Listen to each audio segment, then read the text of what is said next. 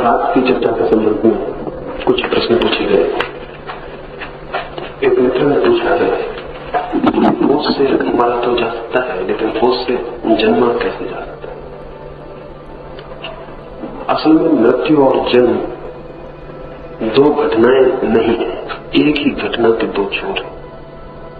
जैसे एक ही सिक्के के दो पहलू होते हैं, और अगर सिक्के का एक पहलू हाथ में आ जाए तो दूसरा पहलू अपने आप हाथ में आ जाए। ऐसा नहीं होता कि सिक्के का एक पहलू मेरे हाथ में है तो दूसरे को कैसे हाथ में ले, वो दूसरा अपने आप हाथ में आ जाता है। मृत्यु और जन्म एक ही घटना के दो छोर हैं। मृत्यु अगर होशपूर्ण हो जाए तो जन्म अनिवार्य रूप से होशपूर्ण हो जाता है। मृत्यु यदि बेहोश हो तो जन्म भी बेहोश होता है। अगर कोई मरते क्षण में होश से भरा रहे तो अपने नए जन्म के क्षण में भी पूरे होश से भरा रहता है। मरते क्षण में बेहोश हो तो नए जन्म के क्षण में भी बेहोश होता है।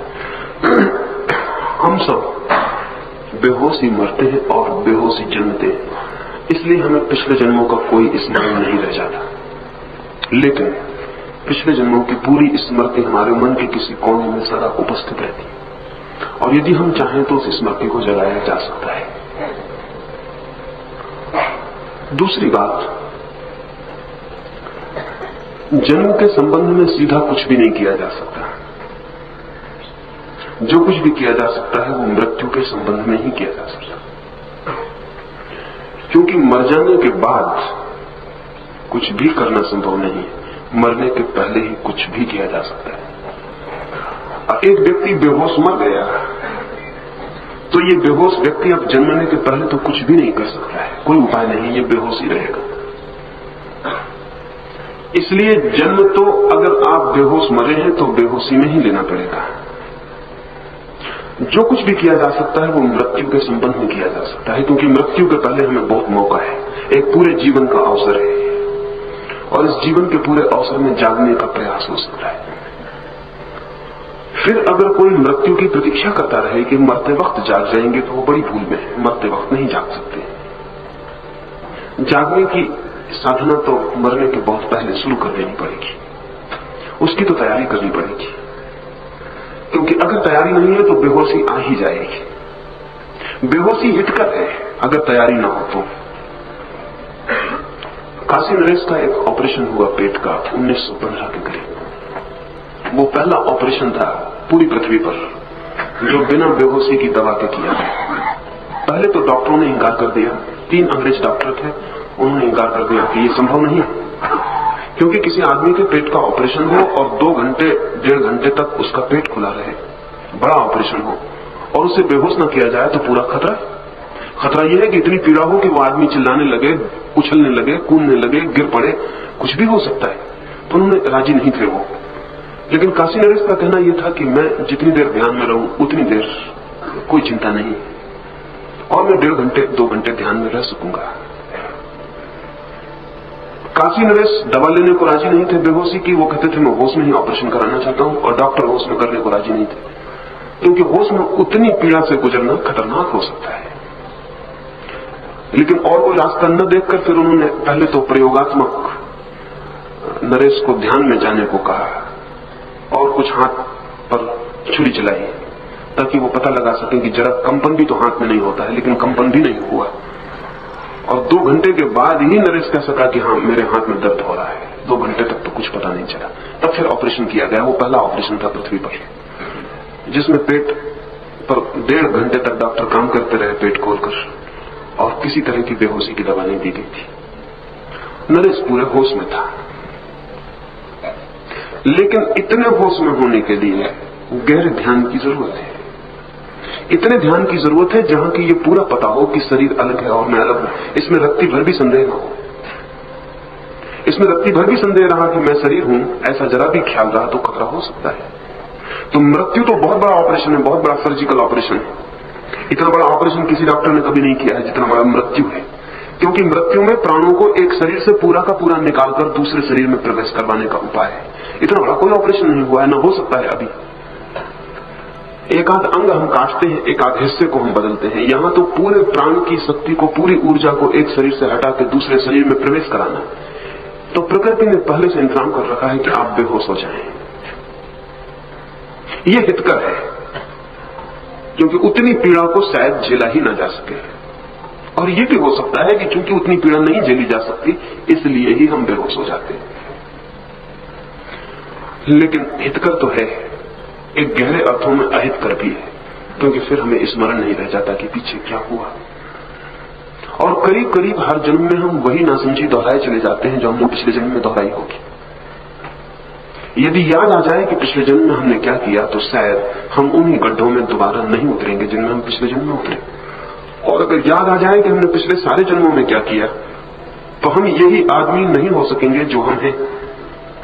ये असंभव है कि हम यही आदमी हो सके, क्योंकि हमने बहुत बार धन इकट्ठा किया है और हर बार मृत्यु ने सारे इकट्ठे धन को व्यर्थ कर दिया है।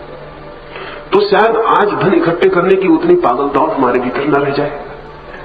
हमने 1000 बार प्रेम किया है और सब प्रेम व्यर्थ हो गया है, तो शायद प्रेम करने और प्रेम पाने की पागल दौड़ विलीन हो जाए। हमने 1000 बार महत्वाकांक्षा की है, अहंकार किया है, यश पाया है, पद पाए हैं, और सब व्यर्थ हो गए, सब दूर में मिल गए। अगर ये स्मरण आ जाए तो शायद आज हमारी महत्वाकांक्षा एकदम क्षीण हो जाए।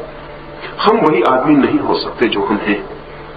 अहित यह हो जाता है कि हमें पिछले का कोई स्मरण नहीं रह जाता, इसलिए करीब करीब एक चक्कर में आदमी घूमता रहता है। उसे पता ही नहीं कि इस चक्कर से मैं बहुत बार गुजर चुका हूं, और इस बार भी वो उसी आशा से गुजरता है जिस आशा से पहले भी बहुत बार गुजरा है।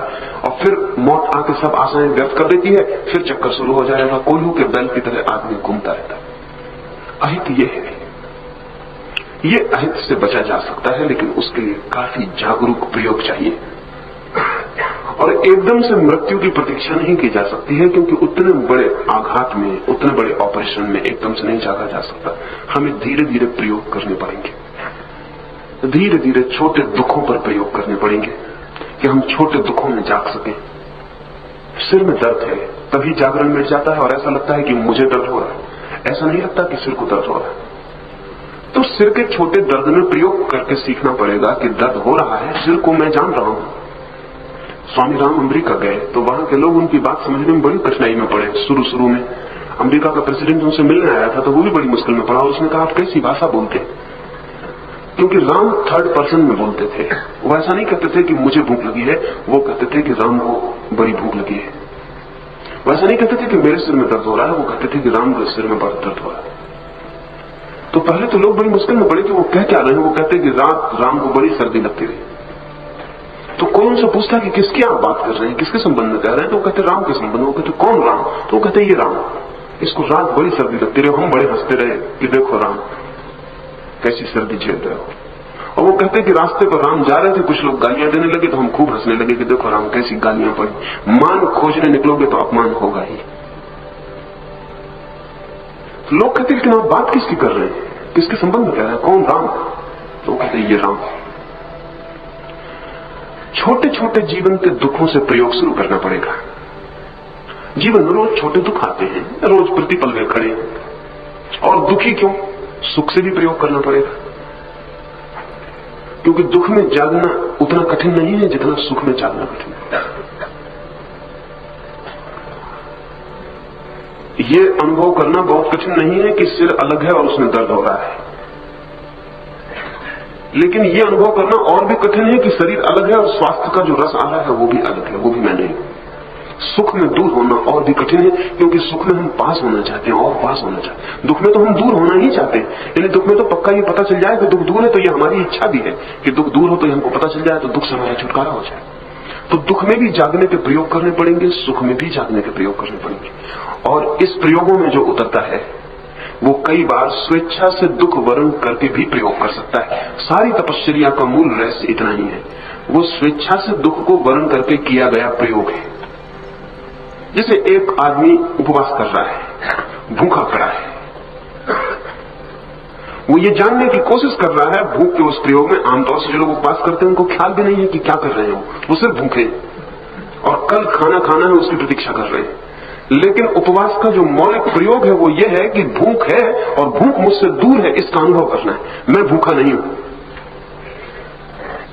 तो भूख को अपने हाथ से पैदा करके ये जानने की भीतर चेष्टा चल रही है कि भूख वहां है, राम को भूख लगी है, मैं भूखा नहीं, मैं जान रहा हूं कि भूख लगी है, और इसे जानना है, जानना है, जानना है, और उस घड़ी पर पहुंच जाना है जहां भूख और मेरे बीच एक फासला हो, मैं भूखा न रह जाऊं, भूख में भी मैं भूखा न रह जाऊं, शरीर भूखा रहे और मैं जानूं, मैं सिर्फ जानने वाला रह जाऊं।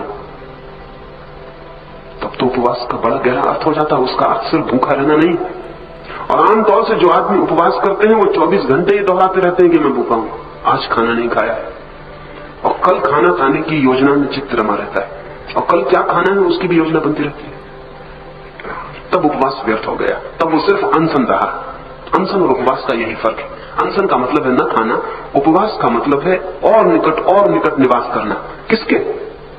उपवास का मतलब है और निकट निवास करना। किसके निकट निवास करना? अपने शरीर से फासले पर स्वयं के करीब आना। उपवास का मतलब भी यही है। उपवास के मतलब, उपवास में कहीं भी भूखा रहने का सवाल ही नहीं। उपवास शब्द में भी भूखा रहने का कोई प्रश्न नहीं है। उपवास का मतलब है आवास, निकट और निकट। किसके? किसके पास? अपने पास।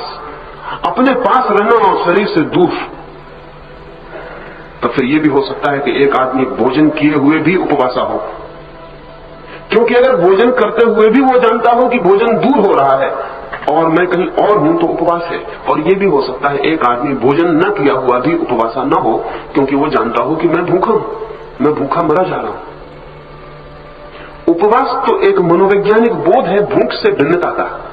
तो ऐसे और दुख भी पैदा किए जा सकते हैं स्वेच्छा से भी, लेकिन स्वेच्छा से पैदा किए गए दुख बहुत गहरा प्रयोग। एक आदमी कांटे पर भी लेट सकता है और सिर्फ ये जानने को कि कांटे मुझे नहीं चुभ रहे हैं, कांटे कहीं और छिपे हुए और मैं कहीं और, मैं कहीं और हूं, ये अनुभव करने के लिए दुख आमंत्रित भी किया जा सकता है। लेकिन अभी तो अनामंत्रित दुख ही काफी है, उन्हें और आमंत्रित करने जाने की कोई जरूरत नहीं है। दुख हमेशा ही बहुत है, अभी उनसे ही प्रयोग शुरू करना चाहिए। दुख ऐसे ही चले आते हैं। आए हुए दुख में भी अगर ये बोध रखा जा सके कि मैं भिन्न हूं, मैं दूर हूं, तो दुख साधना बन जाता है। आए हुए सुख में भी साधना करनी पड़ेगी, क्योंकि दुख में तो हो सकता है हम अपने को धोखा भी दे दें, क्योंकि मानने का करता है कि दुख मैं नहीं हूं, लेकिन सुख को तो मानने का करता है कि मैं सुख हूं। इसलिए सुख में साधना और मुश्किल हो जाती है। असल में सुख से दूर अनुभव करना सबसे बड़ा दुख है। सुख से अपने को दूर अनुभव करना बहुत दुख है, क्योंकि वहां तो मन होता है कि डूब जाओ पूरे और भूल जाओ ये कि मैं अलग हूं। सुख डुबाता है, दुख तो वैसे ही तोड़ता है और अलग करता है। दुख को तो हम मजबूरी में ही साथ है ऐसा मान पाते हैं, लेकिन सुख को तो हम पूरे प्राणों से अंगीकार कर लेना चाहते हैं। आए हुए दुख में जागे, आए हुए सुख में जागे, और कभी कभी प्रयोग के लिए आमंत्रित दुख में भी जागे, क्योंकि आमंत्रित दुख में थोड़ा फर्क है। क्योंकि जिसे हम बुलाते हैं, जिसे हम न्योता देते हैं, उसके साथ हम पूरे कभी नहीं डूब सकते, क्योंकि वो बुलाया हुआ है, निमंत्रित है। ये बोध भी फासला पैदा करता है। अतिथि कभी भी हम नहीं हो सकते। घर में आया हुआ अतिथि हमसे अलग ही है। तो जब हम दुख को अतिथि की तरह बुला लेते हैं कभी, तब वो अलग ही होता है, क्योंकि हमने उसे बुलाया है। रास्ते पर चलते वक्त पैर में कांटा लग गया है, ये एक दुर्घटना है और दुख डुबा लेगा, लेकिन आप कांटा लाए हैं और पैर में चुभाया है और जाना है प्रतिपल कि मैं कांटा चुभा रहा हूं और देख रहा हूं कि दुख कहां है। इस घटना में थोड़ा फर्क है। लेकिन नहीं कहता हूं कि आप अभी दुख आमंत्रित करने जाएं। दुख वैसे बहुत है, उनको जिए और उनके बीच जागे, और फिर सुख के लिए जिए और उसके बीच जागे। और कभी आपको लग सकता है कि कभी किसी दुख को बुलाकर भी देखें कि कितने दूर हम खड़े रह सकते हैं। और ध्यान रहे, दुख को बुलाना एक बहुत महत्वपूर्ण प्रयोग है, क्योंकि सुख को सब बुलाना चाहते हैं, दुख को कोई भी बुलाना नहीं चाहता। और मजे की बात यह है कि जिस दुख को हम नहीं बुलाना चाहते हैं वो आता है, और जिस दुख को हम बुलाते हैं वो आ ही नहीं पाता है। आ भी जाता है तो द्वार के बाहर ही खड़ा रह जाता है। जिस सुख को हम बुलाते हैं वो कभी नहीं आता है, और जिस सुख को हम नहीं बुलाते हैं वो आ जाता है। तो दुख को जब बुलाने की क्षमता कोई जुटा लेता है, तब उसका मतलब यह है वो इतना सुखी हो गया कि अब दुख बुला सकता है। वो इतने आनंद में जी रहा है कि अब दुख बुलाने में कोई भी कठिनाई नहीं। अब दुखों को कहा जा सकता है आओ और ठहर जाओ। और वो गहरे प्रयोग की बात है। उसके पहले तो जो दुख आ रहे हैं उनमें ही जागने का प्रयोग करना चाहिए। और अगर दुखों के प्रति हम जागते चले जाएं तो वो क्षमता आ जाएगी मृत्यु के क्षण तक कि हम मृत्यु में भी जाग सकेंगे। और प्रकृति भी हमें छूट दे देगी कि जागे रहो, क्योंकि प्रकृति ने भी अनुभव कर लिया है कि ये व्यक्ति दुखों में जाग सकता है तो मृत्यु में भी जाग सकता है। लेकिन अनायास मृत्यु में कोई भी नहीं जाग सकता है। अभी एक आदमी मरा, एक पीडी ऑस्टिन्स्की रूस का एक बड़ा गणितज्ञ था, और मृत्यु के संबंध में इस सदी में सबसे ज्यादा प्रयोग उसी आदमी ने किए। मरने के समय जबकि वो बुरी तरह बीमार है और चिकित्सकों ने कहा है कि वो बिस्तर से न उठे, तब वो 3 महीने तक इतना श्रम उसने किया है कि जो अकल्पनीय है। रात रात भर सोता नहीं है, सफर करता है, चलता रहता है, दौड़ता रहता है, भागता रहता है, और चिकित्सक हैरान है। वो कहते हैं उसे पूर्ण आराम करना चाहिए। उसने अपने सारे निकट मित्रों को बुला लिया है और उसने सब बातचीत बंद कर दी, लेकिन वो श्रम में लगा हुआ है। और जो मित्र उसके साथ मरते समय 3 महीने रहे, उनका कहना यह है कि हमने अपने आंख के सामने पहली दफे मृत्यु को जागे हुए किसी आदमी को लेते हुए देखा।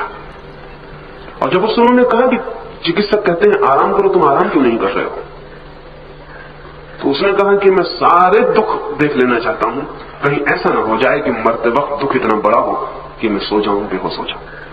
तो मैं उसके पहले वो सब दुख देख लेना चाहता हूं जो कि वो क्षमता पैदा कर दे, वो स्टेमिना दे दे, वो ऊर्जा दे दे कि मृत्यु के वक्त में बेहोश न मर जाऊं। तो वो सब तरह के दुख उसने 3 महीने तक झेलने की कोशिश की। उसके मित्रों ने लिखा है कि हम जो पूर्ण स्वस्थ थे हम उसके साथ थक जाते थे, लेकिन उसे हमने थकते नहीं देखा। और चिकित्सक कह रहे हैं कि उसको बिल्कुल ही विश्राम करना चाहिए, नहीं तो बहुत नुकसान हो जाएगा। रात जिस वो मरा है पूरी रात टहलता रहा, एक पैर उठाने की ताकत नहीं है। डॉक्टर उसकी जांच करके कहते हैं कि एक पैर उठाने की ताकत तुम में नहीं, लेकिन वो रात भर चलता रहा। वो कहता है कि मैं चलते ही चलते मरना चाहता हूं, कहीं बैठे हुए मरूं और बेहोश ना हो जाऊं, कहीं सोया हुआ मरूं और बेहोश ना हो जाऊं। और वो चलते चलते चलते उसने खबर दी है अपने मित्रों को कि बस इतनी देर और, ये 10 कदम मैं और उठा पाऊंगा, बस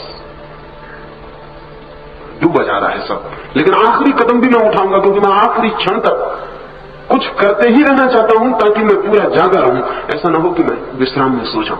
वो आखिरी कदम चलते हुए मरा है। कम ही लोग चलते हुए मरे हैं जमीन पर, वो चलता हुआ ही गिरा है। यानी वो गिरा ही तब है जब मौत आ गई, और आखिरी कदम के पहले उसने कहा कि बस अब ये आखिरी कदम है और मैं अब गिर जाऊंगा। लेकिन मैं तुम्हें कहे जाता हूं कि शरीर छूट गया है बहुत पहले। अब तुम देखोगे कि शरीर छूट रहा है, लेकिन मैं बहुत देर से देख रहा हूं कि शरीर छूट गया और मैं हूं, संबंध टूट गए हैं और मैं भीतर हूं। इसलिए अब शरीर ही गिरेगा, मेरे गिरने का कोई उपाय नहीं है। और मरते क्षण में उसकी आंखों में जो चमक, उसमें जो शांति, उसमें जो आनंद, उसमें जो दूसरी दुनिया के द्वार पर खड़े हो जाने का प्रकाश है, वो उसके मित्रों ने अनुभव किया है। लेकिन इसकी तैयारी करनी पड़ेगी और इसकी निरंतर तैयारी करनी पड़ेगी। और अगर ये तैयारी पूरी हो जाती है तो मृत्यु की घटना अद्भुत घटना है, उससे कीमती कोई घटना नहीं है, क्योंकि उसमें जो हम जान सकते हैं वो हम कभी और नहीं जान सकते। तब मृत्यु मित्र मालूम होने लगती है, क्योंकि मृत्यु की घटना में ही हम जीवन है इसका अनुभव हो सकता है, उसके पहले अनुभव नहीं हो सकता। ध्यान रहे, जितनी घनी अंधेरी रात हो तारे उतने ही चमक के दिखाई पड़ते हैं, और जितने काले बादल हों बिजली की चमक चांदी बन जाती है।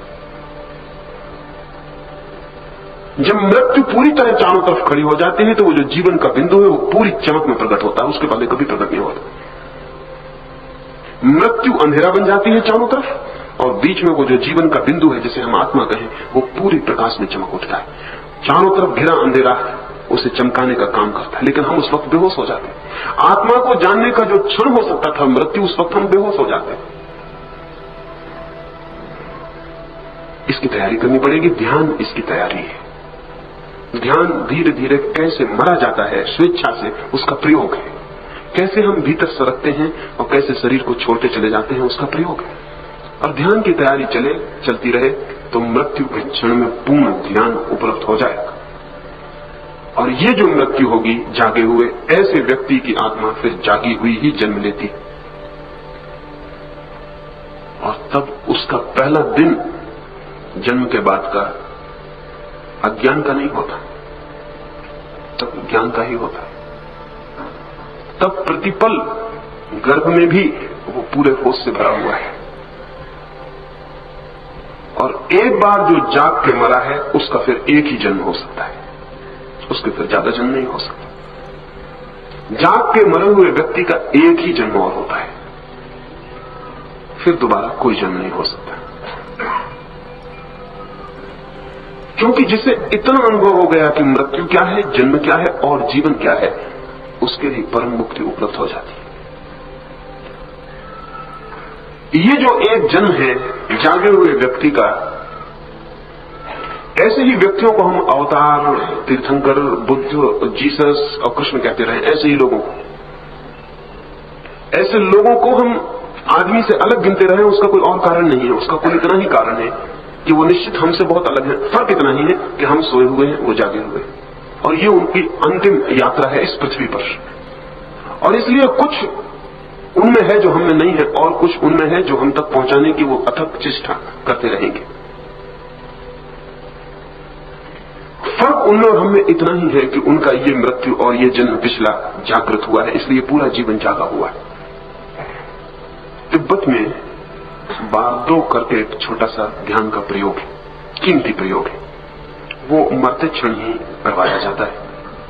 जब कोई मर रहा होता है तब चारों तरफ जो जानते हैं वो उसके इकट्ठे होकर बारदो करवाते हैं। लेकिन बारदो भी उसको ही करवाया जा सकता है जिसने जीवन में ध्यान किया हो। जिसने ध्यान न किया हो उसे बारदो नहीं करवाया जा सकता। जैसे ही कोई व्यक्ति मरता है तो बारदो के प्रयोग में उसे पूरा जागने के लिए बाहर से सूचनाएं दी जाती है कि वो जागा रहे, और उसे ये सब बताया जाता है कि अब क्या क्या होगा वो देखता रहे। क्योंकि बहुत बार ऐसी घटनाएं घटती हैं कि जिन्हें वो समझ ही नहीं सकता, नई घटनाओं को एकदम से समझा भी नहीं जा सकता। मरने के बाद अगर कोई आदमी जागा रहे तो पहले तो बहुत देर तक उसे पता ही नहीं चलेगा कि मैं मर गया हूं। उसे तो पता ही तब चलेगा जब उसकी लाश लोग उठाने लगेंगे और उसको मरघट पे जलाने लगेंगे, तब उसे पक्का पता चलेगा कि मैं मर गया हूं। क्योंकि भीतर तो कुछ मरता ही नहीं, सिर्फ एक फासला हो जाता है। लेकिन फासले का जिंदगी में कभी अनुभव नहीं किया। वो अनुभव इतना नया है कि उसको समझने की कोई पुरानी परिभाषा नहीं है उसके पास। तो उसे सिर्फ इतना ही लगता है कि कुछ अलग अलग हो गया है, लेकिन कुछ मर गया है उसकी समझ में तभी आता है जब चारों तरफ लोग रोने चिल्लाने लगते हैं और उसकी लाश के आसपास गिरने लगते हैं और उसको उठा के ले जाने लगते हैं। लाश को जल्दी से मरघट पहुंचा देने का कारण है, लाश को जितनी जल्दी हो सके दफना देने का, आग लगा देने का कारण है। उतनी ही जल्दी उस आत्मा को पक्का पता चल जाए कि शरीर गया, जल गया। लेकिन अगर आदमी मूर्छित है तो ये भी उसे पता नहीं चल पाता, ये भी होश में जाए तो ही पता चल पाता है। अपने शरीर को जलता हुआ देखना, इसके लिए वो बारदो में सुझाव देते हैं कि अपने शरीर को ठीक से जलते हुए देख लेना, भाग मत जाना, जल्दी हट मत जाना, मरघट पर और लोग ही तुम्हें पहुंचाने न जाएं, तुम भी वहां मौजूद रहना। अपने शरीर को ठीक से जलते हुए देख लेना ताकि अगली बार ये शरीर का मोह पकड़े ना, क्योंकि जो जलता हुआ देख लिया गया हो उसका मोह विलीन हो जाता है। लेकिन दूसरे लोग तो देख ही लेंगे जलते हुए, वो आदमी नहीं देख पाएगा। आमतौर से 1000 में 999 मौके पर वो बेहोश होता है, उसे पता ही नहीं होता। और अगर कभी एक मौके पर वो होश में भी होता है तो अपने जलते हुए शरीर को देख के भाग जाता है, हट जाता है वहां से, मरघट पे नहीं पहुंचता जहां सब जाते हैं। तो बारदो में उससे कहते हैं कि देख, इस मौके को मत छोड़ देना, अपने शरीर को जलते हुए देखना, उसे जलते हुए देख ही लेना जो तू समझता था कि मैं हूं, उसे मिटते हुए पूरी तरह देख ही लेना, उसको भस्मीभूत होते हुए राख में विलीन होते देख ही लेना, ताकि अगले जन्म में तुझे ख्याल रहे कि तू कौन है। जैसे ही व्यक्ति मरता है वैसे ही एक नए लोक में उसका पदार्पण होता है जिसका हमें कोई अनुभव नहीं होता। वो लोक हमें इतना घबरा भी सकता है, डरा भी सकता है, भयभीत भी कर सकता है। वो लोक हमारी किसी भी अनुभूति के अनुकूल प्रतिकूल नहीं है, उससे हमारा कोई संबंध ही नहीं। जैसे कि हम एक व्यक्ति को बिल्कुल ही अनजान देश में प्रवेश करवा दें जहां की वो भाषा नहीं जानता है, जहां लोगों के चेहरे नहीं जानता है, जहां लोगों के ढंग नहीं जानता है, तो जैसा घबरा जाए उससे भी बड़ी घबराहट। क्योंकि चाहे कैसा भी मनुष्य हो, कैसी भी भाषा बोलता हो, कैसे भी ढंग हो उसके जीने के, फिर भी वो मनुष्य है और हमारे और उसके बीच एक संबंध है। हम जिस दुनिया में रह रहे हैं वो शरीर की दुनिया है, उसके छूटते ही अशरीर की दुनिया शुरू होती और अशरीरी प्राणों का अनुभव हमें बिल्कुल नहीं है। उस अशरीरी जीवन के अशरीरी योनि में प्रवेश करते ही हम इतने भयभीत और डरे हुए हो जा सकते हैं कि जिसका कोई हिसाब न रहे। तो आमतौर से तो हम बेहोश गुजरते हैं, इसलिए पता नहीं होता, लेकिन होश में जो जाता है वो बहुत मुश्किल में पड़ जाता है। तो बार बार में उसे समझाने की कोशिश करते हैं कि क्या क्या होगा, कैसा जगत होगा, कैसे व्यक्तित्व होंगे, तुम कहां प्रवेश कर गए हो। लेकिन ये प्रयोग उनको ही करवाया जा सकता है जो ध्यान के गहरे प्रयोग से गुजरते रहे हो, अन्यथा नहीं करवाया जा सकता। इधर मैं निरंतर सोचता हूं कि जो मित्र ध्यान के प्रयोग से गुजर रहे हैं उन्हें किसी न किसी रूप में वाल्व का प्रयोग करवाया जा सके, लेकिन वो तभी करवाया जा सकता है जब वो पहले ध्यान में गहरे गुजर जाएं, अन्यथा वो सुन भी ना पाएंगे। मरते क्षण में उन्हें सुनाई भी नहीं पड़ेगा कि क्या कहा जा रहा है, उन्हें कौन सी बात बताई जा रही है उनके ख्याल में भी नहीं आएगी। उसके लिए अत्यंत शांत और शून्य चित्त होना जरूरी है, तभी वो बातें ख्याल में आ सकती। और जब चेतना डूबती चली जाती है, विलीन होती चली जाती है, इस जगत से संबंध टूटने लगते हैं, तो इस जगत से दिए गए कोई भी संदेश अत्यंत शांत मन में ही सुने जा सकते हैं, अन्यथा नहीं सुने जा सकते। और ये ध्यान रहे कि मृत्यु के साथ हम कुछ कर सकते हैं, जन्म के साथ कुछ भी नहीं कर सकते, लेकिन मृत्यु के साथ जो हमने किया वो हमारे जन्म के साथ भी हो जा सकता है, हो ही जाता है। जैसे हम मरते हैं वैसे ही हम जन्मते हैं। जागा हुआ व्यक्ति अपने गर्भ के चुनाव में भी मुक्त हो जाता है, यानी वो अंधे की तरह कुछ भी नहीं चुन लेता है, बेहोश की तरह कुछ भी नहीं चुन लेता है। जागा हुआ व्यक्ति अपने मां और पिता का वैसे ही चुनाव करता है जैसे कि कोई समृद्ध व्यक्ति अपने रहने के मकान का चुनाव करे, लेकिन गरीब आदमी अपने रहने के मकान का चुनाव नहीं कर पाता। चुनाव करने के लिए सामर्थ्य चाहिए, मकान खरीदने की सामर्थ्य चाहिए। अगर गरीब आदमी अपने मकान का चुनाव नहीं करता, कहना चाहिए कि मकान ही गरीब आदमी को चुनता है, गरीब मकान गरीब आदमी को चुन लेता है। अमीर आदमी अपना मकान का निर्णय करता है कि मैं कहां रहूं, कैसा बगीचा हो, द्वार कहां हो, दरवाजा कहां हो, सूरज पूरब से निकले कि पश्चिम से, हवाएं कैसी आए, कितना खुला हो, वो सब चुनाव करता है। जागृत व्यक्ति अपने गर्भ का चुनाव करता है, वो उसकी च्वाइस है। महावीर या बुद्ध जैसे व्यक्ति हर कहीं पैदा नहीं हो जाते, वे सारी संभावनाओं को देखकर ही पैदा होते हैं। कैसा शरीर मिलेगा किस मां बाप से, कैसी शक्ति मिलेगी, कैसी सामर्थ्य मिलेगी, कैसी सुविधा मिलेगी, क्या मिलेगा, वो सब देख के पैदा होते हैं। उनके सामने चुनाव है स्पष्ट कि वो किसको चुने, कहां जाएं, और इसलिए उनका जीवन पहले दिन से ही अपना चुना हुआ जीवन होता है। अपना चुना हुआ जीवन का आनंद ही दूसरा है, क्योंकि वहां से स्वतंत्रता का प्रारंभ है, और मिले हुए जीवन का वो आनंद कभी भी नहीं हो सकता, क्योंकि वो एक स्वतंत्रता है। हम धकेल दिए गए, एक धक्का दे दिया गया है, और जो भी हो गया है वो हो गया है, उसमें हमारा कोई हाथ नहीं। ये जो जागरण संभव हो सके तो चुनाव बिल्कुल ही किया जा सकता है, और अगर जन्म ही हमारा चुनाव हो तो पूरा जीवन हमारा चुनाव हो जाता है। तब हम एक मुक्त जीवन मुक्त की तरह जीते। जिस व्यक्ति की मृत्यु जागे हुई होती है उसका जन्म जागा हुआ होता है, और उसका फिर जीवन मुक्त होता है। जीवन मुक्त शब्द को हम सुनते हैं बार बार, लेकिन हमें ख्याल में नहीं होगा कि जीवन मुक्त का क्या अर्थ है। जीवन मुक्त का अर्थ है कि जिसका जन्म जागा हुआ वही जीवन मुक्त हो सकता है, अन्यथा मुक्ति की चेष्टा कर सकता है, अगला जीवन उसका मुक्त हो सकता है, लेकिन ये जीवन मुक्त नहीं हो पाएगा। इस जीवन के मुक्त होने के लिए पहले दिन से ही अपनी स्वतंत्रता का चुनाव होना चाहिए, और वो हम तभी कर सकते हैं जब हमने पिछली मृत्यु के जागरण का उपाय किया हो। अब वो तो सवाल न रहा, ये जीवन हमारे पास है, अभी मृत्यु नहीं आएगी, आना सुनिश्चित है। मृत्यु से ज्यादा सुनिश्चित कुछ भी नहीं है। सब संबंध में संदेह हो सकता है, मृत्यु के संबंध में कोई संदेह नहीं। परमात्मा के संबंध में संदेह करने वाले लोग हैं, आत्मा के संबंध में संदेह करने वाले लोग हैं, लेकिन ऐसा आदमी आपने नहीं सुना होगा जो मृत्यु के संबंध में संदेह करता हो। वो असंदिग्ध है, वो आएगी, आ ही रही है, उसका आना हो ही रहा है, प्रतिपल निकट होती चली जा रही है। ये जो क्षण हमारे और उसके बीच में बचे हैं, इनका हम जागने के लिए उपयोग कर सकते हैं। ध्यान उसकी ही प्रक्रिया है, वो इन 3 दिनों में मैं आपको कोशिश करूंगा कि ख्याल में आ जाए कि ध्यान उसकी ही प्रक्रिया है। एक और मित्र ने पूछा है,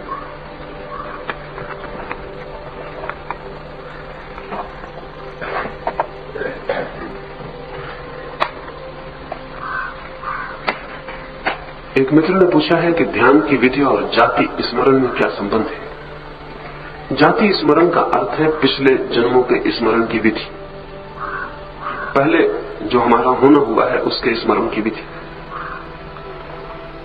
ध्यान का ही एक रूप है जाति स्मरण, ध्यान का ही एक प्रयोग है, स्पेसिफिक, एक खास प्रयोग है ध्यान का।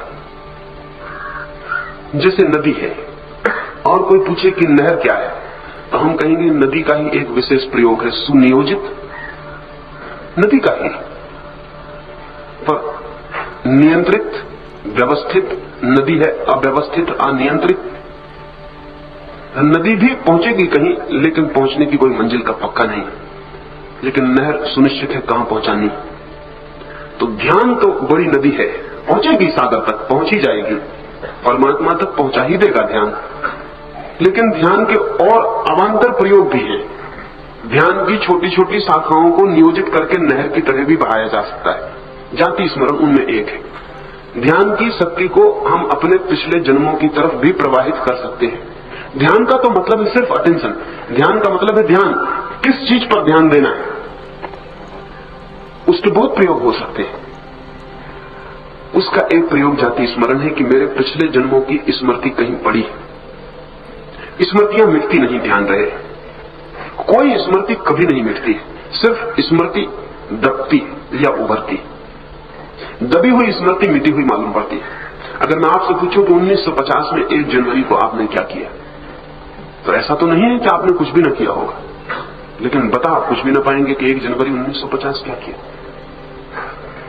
एकदम खाली हो गया है 1 जनवरी 1950 का दिन, खाली न रहा होगा जिस दिन बीता होगा, उस दिन भरा हुआ था, लेकिन आज खाली हो गया है। आज का दिन भी कल इसी तरह खाली हो जाएगा।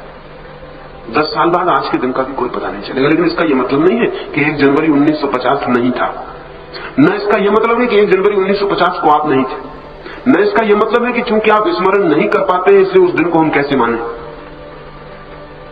वो था, और उसे जानने का भी उपाय है, ध्यान को उसकी तरफ भी ले जाया जा सकता है। और जैसे ही ध्यान का प्रकाश उस पर पड़ेगा, आप हैरान हो जाएंगे, वो उतना ही जीवंत वापस दिखाई पड़ने लगेगा जितना जीवंत उस दिन भी न रहा होगा। जैसे कि कोई टार्च को लेकर अंधेरे कमरे में आए और घुमाए, तो बाईं तरफ देखे तो दाईं तरफ अंधेरा हो जाए, लेकिन दाईं तरफ मिट नहीं जाती है। वो टार्च को घुमाया और दाईं तरफ ले आए तो दाईं तरफ फिर जीवित हो जाती, लेकिन बाईं तरफ छिप जाती। ध्यान का एक फोकस है, और अगर विशेष दिशा में प्रवाहित करना हो तो टार्च की तरह प्रयोग करना पड़ता है ध्यान का, और अगर परमात्मा की तरफ ले जाना हो तो दिए की तरह प्रयोग करना पड़ता है ध्यान का। इसको ठीक से समझ लें, दिए का कोई फोकस नहीं होता है, दिया अनफोकस्ड है, दिया सिर्फ जलता है, चारों तरफ रोशनी उसकी फैल जाती है। रोशनी किसी दिशा में नहीं बहती, बस बहती है चारों तरफ एक सी। दिए का कोई मोह नहीं कि यहां बहे वहां बहे, यहां जाए वहां जाए, इसलिए जो भी है वो दिए की रोशनी में प्रकट हो जाता है। लेकिन टार्च दिए का फोकस के रूप में प्रयोग है, उसे हम एक तरफ सारी रोशनी को बांध के एक तरफ बांध दें। इसलिए यह हो सकता है कि दिए के कमरे में जलने पर चीजें साफ दिखाई न पड़े, दिखाई पड़े लेकिन साफ दिखाई न पड़े। साफ दिखाई पड़ने के लिए दिए की रोशनी को हम एक ही जगह बांध के डालते हैं, वो टार्च बन जाती है, तब फिर एक चीज पूरी तरह साफ दिखाई पड़ती है। लेकिन एक चीज पूरी साफ दिखाई पड़ती है तो शेष सब चीजें दिखाई पड़नी बंद हो जाती। असल में एक चीज को अगर साफ देखना हो तो सारे ध्यान को एक ही दिशा में बहाना पड़ेगा, शेष सब तरफ अंधेरा कर लेना पड़ेगा। तो जिसे सीधे जीवन के सत्य को ही जानना है वो तो दिए की तरह ध्यान को विकसित करेगा, कोई प्रयोजन नहीं है उसे। और सच तो यह है कि दिए का प्रयोजन इतना ही है कि दिया अपने को ही देख ले, बस इतना ही प्रकाशित हो जाए तो काफी है, बात खत्म हो गई।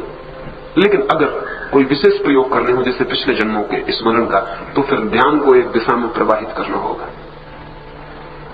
और उस दिशा में प्रवाहित करने के 2-3 सूत्र आपसे कहता हूं, पूरे सूत्र नहीं कहता हूं क्योंकि शायद ही किसी को प्रवाहित करने का ख्याल हो, जिनको हो वो मुझसे अलग से मिल ले सकते हैं, लेकिन 2-3 सूत्र कहता हूं, समझ में बात आ जाए। उतने से आप प्रयोग न कर सकेंगे लेकिन बात भर समझ सकेंगे। और सबके लिए प्रयोग करना शायद उचित भी नहीं है, इसलिए पूरी बात नहीं कहूंगा, क्योंकि कई बार प्रयोग आपको खतरे में उतार दे सकता है। एक घटना मैं आपको कहूं, उससे ख्याल आ जाए। प्रोफेसर महिला मुझसे कोई 2-3 वर्ष तक ध्यान के संबंध में निकट में रही। उसका अति आग्रह था कि जाति स्मरण करना है, पिछला जन्म जानना है। तो उसने जाति स्मरण के प्रयोग कराया। मैं उसे बहुत कहा भी कि ये प्रयोग अभी ना करो तो अच्छा, क्योंकि ध्यान पूरा विकसित हो जाए तब तो जाति स्मरण के प्रयोग से कोई खतरा नहीं होता है, लेकिन पूरा विकसित न हो तो खतरे हो सकते हैं, क्योंकि एक ही जीवन की स्मृतियों को झेलना भी बहुत बोझिल है। 2-4 जीवन की स्मृतियां एकदम से द्वार तोड़ के भीतर आ जाएं तो आदमी पागल भी हो सकता है। और इसलिए प्रकृति ने व्यवस्था की कि आप भूलते चले जाएं। जानने से ज्यादा भूलने की व्यवस्था की है। जितना आप स्मरण करते हैं उससे ज्यादा विस्मरण करवा दिया जाता है, ताकि आपके चित्त के ऊपर ज्यादा बोझ कभी भी ना हो जाए। चित्त की सामर्थ्य बढ़ जाए तो ज्यादा बोझ झेला जा सकता है, लेकिन सामर्थ्य न बढ़े और बोझ आ जाए तो कठिनाई शुरू हो जाती है। पर उनका आग्रह था, वो नहीं माने और उन्होंने प्रयोग किए। जिस दिन उनको पहले दिन पिछले जन्म की स्मृति की धारा टूटी, उस दिन रात के कोई 2 बजे वो भागी हुई मेरे पास आई। एकदम हालत उनकी खराब है, बहुत ही मुश्किल कठिनाई में पड़ गई है। वो उनका मुझे बिल्कुल किसी तरह इसको बंद हो जाना चाहिए, मैं कुछ उस तरफ देखने नहीं चाहिए, लेकिन इतना आसान नहीं है। कुछ नहर को बुला लेना और फिर एकदम से बंद कर देना इतना आसान नहीं। द्वार टूट जाए तो उसे एकदम से बंद करना बहुत मुश्किल है, क्योंकि द्वार खुलता नहीं, टूटता है। वक्त लगा कोई 15 दिन, तभी वो स्मृति की धारा बंद हो सकी। कठिनाई क्या आ गई? उन देवी को अत्यंत पवित्र चरित्रवान होने का ख्याल था, और पिछले जन्म की स्मृति आई कि वो वैश्या थी। और जब वैश्या होने के सारे चित्र उभरने शुरू हुए तो उनके प्राण कब गए, और इस जीवन की सारी नैतिकता और सब डमाडोल हो गए। और वो स्मृति ऐसी नहीं आती कि कोई और वैश्या था, ऐसी नहीं है वो स्मृति। यही जो अब चरित्रवान है। और अक्सर ऐसा होता है कि पिछले जन्म में जो वैश्या हो, इस जन्म में बहुत सती हो जाए। वो पिछले जन्म की प्रतिक्रिया है, पिछले जन्म का दुख भाव है, वो पिछले जन्म की पीड़ादायक स्मृति है जो उसे सती बना दे। इसलिए अक्सर ऐसा हो जाता है, पिछले जन्म के गुंडे इस जन्म में महात्मा हो जाते हैं, इस जन्म के महात्मा पिछले जन्म में गुंडे हो जाते हैं। इसलिए महात्मा और गुंडों में बड़ा गहरा संबंध है। अक्सर ये प्रतिक्रिया हो जाती है। उसका कारण यह कि जो हम जान लेते हैं उससे हम पीड़ित हो जाते हैं, उससे विपरीत चले जाते हैं। चित्त का जो पेंडुलम है वो बिल्कुल विपरीत घूमता रहता है। बाएं को छू लेता है, फिर दाएं की तरफ जाना शुरू हो जाता है। दाएं को छू नहीं पाता है कि फिर बाएं की तरफ जाना शुरू हो जाता है। जब घड़ी के पेंडुलम को आप बाएं तरफ जाते देखें तो आप समझ लेना कि वो दाएं तरफ जाने की तैयारी कर रहा है। बाएं तरफ जब वो जा रहा है तब वो बाएं तरफ जाने की शक्ति जुटा रहा है, और जितने दूर तक बाएं जाएगा उतनी ही दूर तक दाएं जाएगा। और इसलिए जीवन में अक्सर ऐसा होता रहता है, बुरा अच्छा बन जाता है, अच्छा बुरा बन जाता है। निरंतर ये होता रहता है, प्रत्येक जीवन में ये डमाडोलपन होता रहता है। इसलिए आमतौर से ऐसा मत सोचना कि जो आदमी इस जन्म में महात्मा बन गया वो पिछले जन्म में भी महात्मा रहा हो, ऐसा जरूरी नहीं। जरूरी इससे उल्टा कहीं ज्यादा है। पिछले जन्म में जो उसने जाना है उसकी पीड़ा ने उसे भर दिया। मैंने सुना है कि एक पड़ोस में एक साधु है और सामने एक वैश्या है, वो दोनों मरे हैं एक ही दिन। वैश्या स्वर्ग की तरफ जा रही है और साधु नरक की तरफ जा रहा है। और वो जो उससे लेने आए हैं यमदूत, वो बड़े हैरान हैं, और यमदूत आपस में पूछते हैं कि क्या गड़बड़ हो गई है, कुछ भूल तो नहीं होगी, क्योंकि ये साधु को नरक हम क्यों ले जा रहे हैं, साधु साधु था। तो उनमें जो जानता है वो कहता वो साधु जरूर था, लेकिन वैश्या के प्रति निरंतर ईर्षा से भरा था, और निरंतर ये सोचता था पता नहीं कौन सा राग रंग वहां चल रहा है, कौन सा सुख वहां मिल रहा है। वैश्या के घर से आते हुए वीणा के स्वर उसके प्राणों को बहुत कपा देते थे, और वैश्या के घर से बजते हुए घूंघट की आवाज उसे उतना आंदोलित कर देती थी जितना वैश्या के सामने बैठे हुए लोग आंदोलित नहीं होते थे। और उसका चित्त वहीं लगा रहता था। भगवान की पूजा भी करता था तो भी हाथ वैश्या की तरफ जुड़े रहते थे। और वो वैश्या निरंतर सोचती थी कि साधु न मालूम किस आंतरिक आनंद में जी रहा है, मैं कैसे गर्त में पड़ गई, मैं मालूम कैसे दुख में पड़ गई। और जब वो साधु को सुबह पूजा के फूल लिए जाते देखे, सोचती थी कब ऐसा संभव होगा कि मैं भी प्रभु के मंदिर में पूजा के फूल ले जाने के योग हो जाऊं, लेकिन मैं तो इतनी अपवित्र हूं कि मंदिर में जाने का साहस भी नहीं जुटा सकता। और जब साधु के घर में पूजा का धुआं उठता था और पूजा का दीप जलते थे और पूजा की घंटियां बजती थी, तो वैश्या किसी ध्यान में खो जाती थी जिसमें कि साधु नहीं खो पाता था। और ऐसा उल्टा होता रहा। और वैश्या ने निरंतर अर्जन कर लिया था साधु होने का, और साधु ने अर्जन कर लिया था वैश्य होने का। उनकी यात्राएं जो बिल्कुल विपरीत थी, बिल्कुल विपरीत हो गई थी, जो बिल्कुल उल्टी मालूम होती थी वे बिल्कुल बदल गए। अक्सर ऐसा होता है, इसके होने के नियम। तो उन देवी को जब स्मरण आया तो उन्हें बहुत पीड़ा हुई। पीड़ा यू ही उनका सारा अहंकार गल गया और टूट गया। जो उन्होंने जाना वो कपा देने वाला सिद्ध हुआ, अब उसे भुलाना चाहती हैं। मैंने उनको कहा था कि इसे याद करने की तैयारी रखनी चाहिए, अगर तैयारी ना हो तो याद नहीं करना चाहिए। इसलिए मैं आपको 2-3 सूत्र कहता हूं जिनसे आप जाति स्मरण का अर्थ पूछा है वो समझ सके, लेकिन उससे प्रयोग आप ना हो सकेगा। जिन्हें करना हो उन्हें अलग से ही सोचना पड़े। पहली तो बात यह है कि अगर जाति स्मरण में उतरना हो, अतीत जन्म को जानना हो, तो पहली जो जरूरत है चित्त की, वो भविष्य की तरफ से चित्त को मोड़ना पड़ता है। हमारा चित्त भविष्यगामी है, हमारा चित्त जो है वो फ्यूचर सेंटर्ड है आमतौर से, अतीतगामी नहीं है। चित्त आमतौर से भविष्य की तरफ गति करता है। चित्त की जो धारा है वो भविष्य की तरफ उन्मुख है, और जीवन के हित में यही है कि भविष्य की तरफ चित्त उन्मुख हो, अतीत की तरफ उन्मुख ना हो, क्योंकि अतीत से अब क्या लेना देना, वो गया, वो जा चुका। अभी जो आने को है उसकी तरफ हम उत्सुक हैं। इसलिए तो हम ज्योतिषियों के पास पूछते फिरते हैं कि कल क्या होने वाला है, भविष्य में क्या होने वाला है। भविष्य के प्रति हम उत्सुक हैं कि क्या होने वाला है। अब जिस व्यक्ति को अतीत स्मरण करना हो उसे भविष्य की उत्सुकता बिल्कुल छोड़ देनी पड़ती, क्योंकि चित्त का जो फोकस है, उसकी जो धारा है, अगर भविष्य की तरफ बह रही है उसकी टार्च की धारा, तो अतीत की तरफ नहीं बह सकती। तो पहला तो काम यह करना पड़ता है कि भविष्य उन्मुखता बिल्कुल तोड़ देनी पड़ती है। कुछ महीनों के लिए, एक निश्चित समय के लिए, 6 महीने के लिए भविष्य को नहीं सोचूंगा। भविष्य का ख्याल आ जाएगा तो उसको नमस्कार कर लूंगा, भविष्य का भाव आएगा तो मैं उस तरफ नहीं बढ़ूंगा। भविष्य है ही नहीं ऐसा 6 महीने मानकर चलूंगा, अतीत ही है, और पीछे की तरफ बढ़ूंगा। पहली बात। और जैसे ही भविष्य टूटता है, चित्त की धारा पीछे की तरफ होनी शुरू हो जाती है। फिर पीछे की तरफ, पहले तो इसी जन्म में पीछे की तरफ लौटना पड़ेगा, एकदम पिछले जन्म में नहीं लौटा जा सकता, इसी जन्म में पीछे की तरफ लौटना पड़ेगा। तो उसके प्रयोग हैं, इस जन्म में हम पीछे की तरफ कैसे लौटें। जैसे कि मैंने कहा 1 जनवरी 1950 को आपने क्या किया, इसका आपको कोई पता नहीं, तो इसका प्रयोग है, इसे जाना जा सकता है। जैसा मैं ध्यान के लिए कहता हूं, ऐसा ध्यान करें और 10 मिनट के बाद जब ध्यान में चित्त चला जाए, शरीर शिथिल हो जाए, श्वास शिथिल हो जाए, मन शांत हो जाए, तब एक ही बात चित्त में रह जाए कि 1 जनवरी 1950 को क्या हुआ। बस ये एक ही बात चित्त में रह जाए, सारा चित्त इस पर घूमने लगे। 1 जनवरी 1950 को क्या हुआ, 1 जनवरी 1950 को क्या हुआ, बस ये एक ही चित्त के चारों तरफ गूंजता हुआ एक ही स्वर रह जाए। तो आप 2-4 दिन में पाएंगे अचानक एक दिन जैसे पर्दा उड़ गया और 1 जनवरी आ गई और सुबह से सांझ तक एक एक चीज दौड़ गई। और आपने इस तरह 1 जनवरी देखी जैसी आपने उस दिन भी ना देखी होगी, क्योंकि इतना होश आपने उस दिन भी ना रखा होगा। जिस दिन 1 जनवरी गुजरी थी, इतना होश उस दिन भी ना रहा होगा। तो पहले इसी जन्म में पीछे लौट के प्रयोग करने पड़े। फिर 5 वर्ष तक प्रयोगों को ले जाना बहुत सरल है।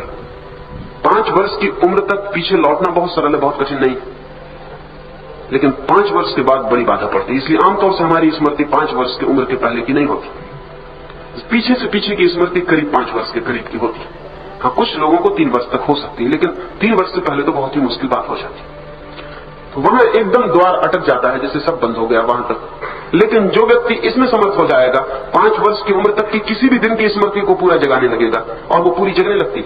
और फिर उसको इस तरह जांच कर लेनी चाहिए जैसे आज का दिन गुजर रहा है।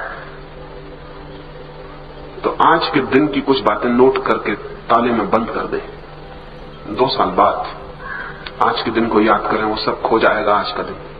और तब स्मरण करें, और स्मरण करके फिर ताला तोड़ें, और फिर मेल करें कि वो बात मेल खा गई कि नहीं। आप हैरान होंगे, आप हैरान होंगे कि जितनी आपने लिखी थी उससे बहुत ज्यादा बातें और भी याद आई हैं जो कि आपने उस दिन भी नोट नहीं कर पाए थे। वो तो सब बातें याद आ ही जाएंगी। इसको बुद्ध ने नाम दिया है आलय विज्ञान। मनुष्य के मन का एक कोना है जिसको उन्होंने आलय विज्ञान कहा। आलय विज्ञान का मतलब होता है स्टोर हाउस ऑफ कॉन्शियसनेस।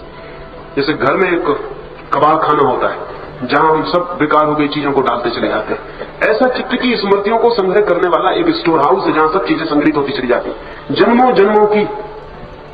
वो कभी वहां से हटती नहीं, क्योंकि कब जरूरत पड़ जाए उनकी, इसलिए वो वहां संग्रहित होती। शरीर बदल जाता है, लेकिन वो स्टोर हाउस हमारे साथ चलता है।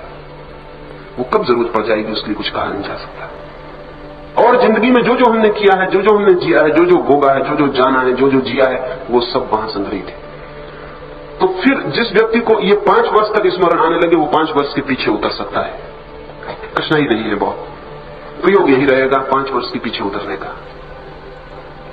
5 वर्ष के पीछे फिर एक दरवाजा है जो वहां तक ले जाएगा जहां तक जन्म हुआ, पृथ्वी पर आना हुआ। फिर एक कठिनाई मालूम होती है, क्योंकि मां के पेट की स्मृतियां भी हैं, वो भी मिटती नहीं,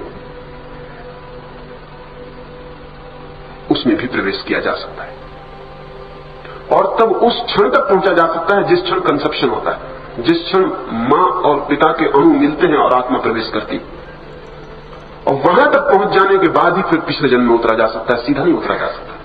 इतनी यात्रा पीछे करनी पड़े तब पिछले जन्म में भी सरका जा सकता है। पिछले जन्म में सरकने पर पहला स्मरण जो आएगा वो अंतिम घटना का आएगा। ध्यान रहे, जैसे कि हम किसी फिल्म को उल्टा चलाएं तो समझ में नहीं आएगी एकदम से। अगर किसी फिल्म की रील को उल्टा चलाएं तो समझ में नहीं आएगी, या कोई आदमी किसी उपन्यास को उल्टा पढ़े तो समझ में बिल्कुल नहीं आएगा, बहुत मुश्किल में पड़ जाएगा। इसलिए पहली दफा पीछे की तरफ लौटने में कुछ भी समझ में नहीं आएगा, क्योंकि बिल्कुल उल्टा है। घटना के घटने का जो क्रम था इससे ये बिल्कुल उल्टा क्रम।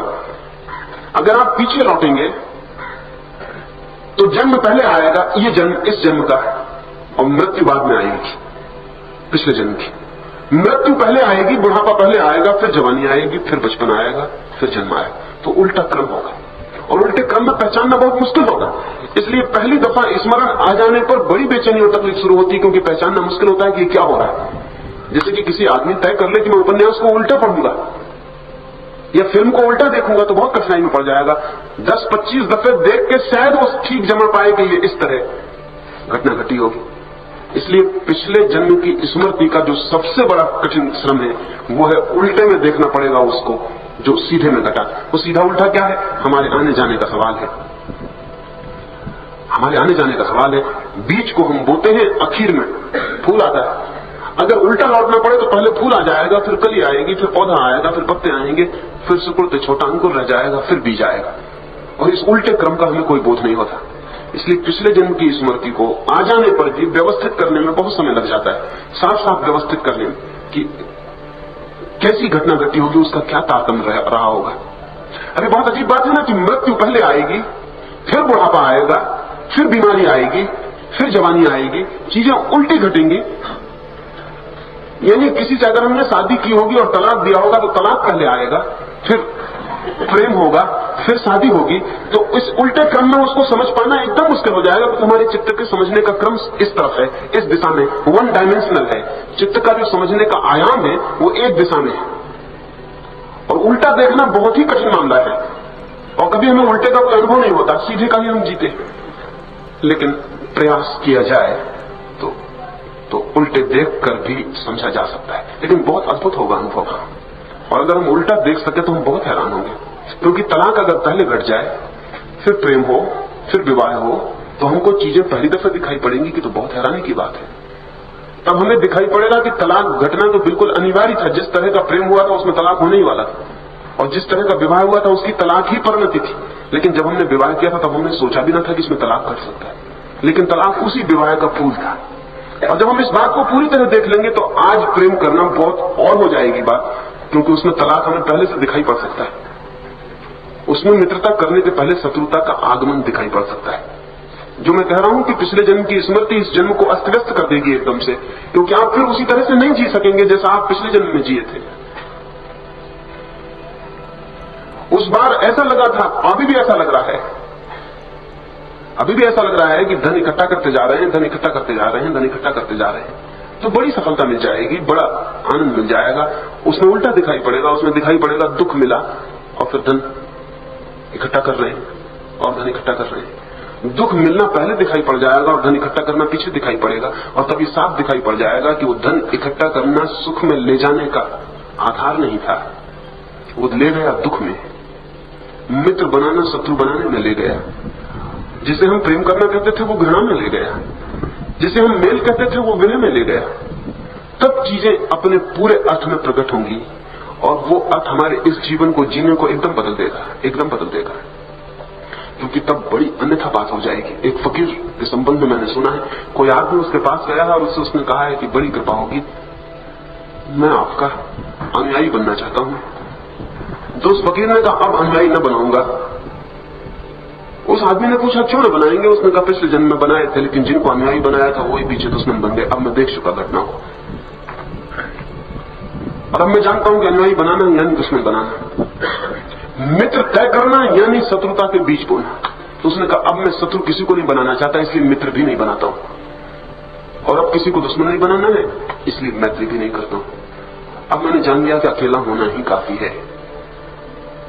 दूसरे को पास लाना दूसरे को दूर ले जाने का उपाय है। बुद्ध ने कहा है प्रिय के मिलने से खुशी होती है, अप्रिय के बिछोड़ने से खुशी होती है।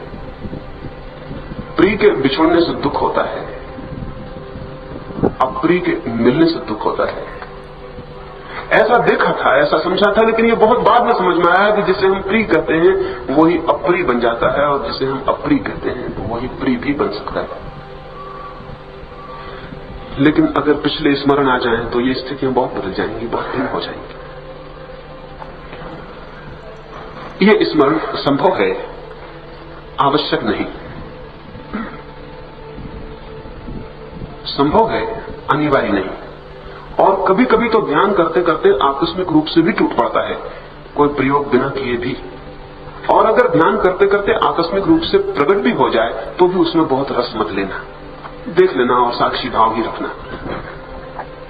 क्योंकि साधारणता चित्त की इतनी सामर्थ्य नहीं होती कि इतने उपद्रव को, इतने अनंत उपद्रव को एक साथ झेल सके। उस झेलने में विक्षिप्त हो जाने की पूरी संभावना। एक लड़की को मेरे पास लाया गया था जिसकी उम्र कोई 12 वर्ष थी। उसे 3 जन्मों का स्मरण है, आकस्मिक रूप से। कोई प्रयोग नहीं किया है उसने, कई बार आकस्मिक रूप से कुछ कारणों से ये भूल हो जाती है। ये भूल ही है प्रकृति की, ये कोई कृपा नहीं है उसके ऊपर। इसमें प्राकृतिक रूप से कुछ गलती हो गई। जैसे किसी व्यक्ति को 3 आंखें आ जाएं या 4 हाथ आ जाएं, वो भूल है। और 4 हाथ 2 हाथ से कम ताकतवर होते हैं, और 4 हाथ उतना काम नहीं कर पाते जितना 2 कर पाते हैं। 4 हाथ कमजोर कर जाते हैं, शरीर को शक्तिशाली नहीं कर जाते। और अगर खोपड़ी पर दोनों चारों तरफ आंखें आ जाएं तो चलना मुश्किल हो जाएगा, आसान नहीं। हालांकि ऐसा लगेगा कि बड़ी कृपा है कि सिर में पीछे भी 2 आंखें हैं, लेकिन उससे चलने में बहुत कठिनाई पड़ जाएगी, चलने में सुविधा नहीं होगी। तो उस बच्ची को वो मेरे पास लाया, उसकी 12 वर्ष उम्र होगी, उसको 3 जन्मों का स्मरण है। फिर तो उसके बहुत उस संबंध में बहुत खोजबीन चली। पिछले जन्म में वो जहां मैं रहता हूं वहां से कोई 80 मील दूर जिस घर में थी, उस घर में वो 40 वर्ष की होकर मरी। उस घर के लोग अब मेरे ही गांव में रहते हैं, तो वो उन सबको पहचान सकी, अपने भाई को, अपनी लड़कियों को, अपने लड़कियों के बच्चों को, अपने दामादों को, उन सबको हजारों लोगों की भीड़ में खड़ा करके उसे पहचान पाया जा सका। वो दूर दूर के रिश्तेदारों को भी पहचान सकी, और ऐसी बहुत सी बातें उनसे कह सकी जो कि वो भी भूल गए थे। उसका बड़ा भाई अभी जिंदा है, उसके सिर पर थोड़ी सी चोट का निशान है। तो मैंने उस लड़की से पूछा कि चोट के संबंध में तुम्हें कुछ पता है? तो वो लड़की हंसी, उसने कहा कि भाई को भी पता ना होगा, भाई ही बता दें कि चोट कब लगी और कैसे लगी। तो वो खुद ही याद नहीं कर पाए कि चोट कब लगी। उसने कहा कि मैं तो जब से मुझे ख्याल ही है ही, मुझे कुछ ख्याल में नहीं। तो उस लड़की ने कहा कि जब मेरे भाई की शादी हुई और घोड़े पर बैठते थे तो घोड़े से गिर पड़े थे, लेकिन तब इनकी उम्र केवल 10 साल थी, और ये घोड़े से गिरने से शादी के वक्त चोट लग गई थी। और इसको गांव के बड़े बूढ़ों ने भी कंफर्म किया कि ये बात ठीक है, ये लड़का घोड़े से गिरा, लेकिन वो लड़का खुद ही भूल चुका है। फिर तो उसने घर में गड़ा हुआ खजाना भी बताया जो वो गड़ा गई थी, तो वो भी उसने खोद के बताया, ठीक जगह पर उसने वो जगह भी खोद के बताया। पिछले जन्म में वो 40 वर्ष की होकर मरी थी, और उसके पहले वो आसाम के किसी गांव में पैदा हुई थी जहां वो 7 वर्ष की होकर मरी थी। उस गांव का वो पता नहीं बता पाई, ना नाम बता पाई, लेकिन 7 वर्ष की लड़की जितनी आसामी भाषा बोलती उतना वो बोल सकती है। और 7 वर्ष की लड़कियां जिस तरह नाच सकती हैं, गाना गा सकती हैं आसामी का, उतना भी वो कर सकती है। वहां भी खोजबीन की, लेकिन उस परिवार का कोई पता नहीं चल सका। अब उसको 47 वर्ष का तो ये अनुभव है, और 12 वर्ष का ये। तो उसकी आंखों में आप बराबर 65-70 साल की स्त्री की झलक देख सकते हो, वो है 12 साल की। उसके चेहरे पर 65-70 साल की स्त्री का भाव है। न तो वो खेल खेल सकती किसी बच्चे के साथ, क्योंकि वो बूढ़ी है, उसकी स्मृति तो 70 साल पुरानी है, तो उसको 70 साल के होने का ख्याल है। उसकी उम्र तो 12 साल है, वो स्कूल में पढ़ नहीं सकती, क्योंकि वो अपने शिक्षक को बेटा कह सकती है। उसकी जो स्मृति है वो 70 साल लंबी, उसका व्यक्तित्व तो 70 साल का है, उसका शरीर 12 साल का, वो खेल नहीं सकती, वो कोई रस नहीं ले सकती। वो गंभीर बातों में जैसा कि बूढ़ी स्त्रियां बातें करती हैं उनमें ही रस ले सकती, और किसी बात में रस नहीं ले सकती। और उसमें इतना तनाव है, इतनी परेशानी, क्योंकि शरीर उसका 12 साल का, स्मृति 70 साल की, इनमें कोई तालमेल नहीं बैठता है, एकदम उदास और पीली और परेशान। तो मैंने उनके पिता और मां को कहा कि इसे मेरे पास ले आए तो मैं इसकी स्मृति भुला दूं, क्योंकि जो स्मृति को याद करने का रास्ता है उससे उल्टे जाने से स्मृतियां भूल भी जाती हैं। इसकी स्मृतियां भुला दूं। लेकिन वो तो रस में थे, उनको तो आनंद आ रहा था, भीड़ भाड़ होती थी, लाखों लोग आते थे घर, और लड़की की पूजा शुरू हो गई थी। तो उन्होंने कहा नहीं भुलाएंगे क्यों। मैंने उनको कहा लड़की पागल हो जाएगी, लेकिन वो नहीं माने, और आज लड़की की हालत करीब करीब पागल की हो गई। वो उतनी स्मृतियों को झेल नहीं सकती, और उसकी कठिनाई ये हो गई कि उसका विवाह कैसे हो। यानी ऐसी सोची जैसे 70 साल की बूढ़ी औरत अब विवाह करने का सोचे, तो उसके मन का कहीं तालमेल ही नहीं है उस बात में। शरीर उसका जवान है और मन बूढ़ा है, तो बहुत कठिनाई हुई, उसको जीने की कठिनाई हो गई। पर यह आकस्मिक है, आप प्रयोग से भी धारा तोड़ सकते हैं, लेकिन इस धारा को तोड़ने की दिशा में जाना कोई बहुत आवश्यक नहीं है।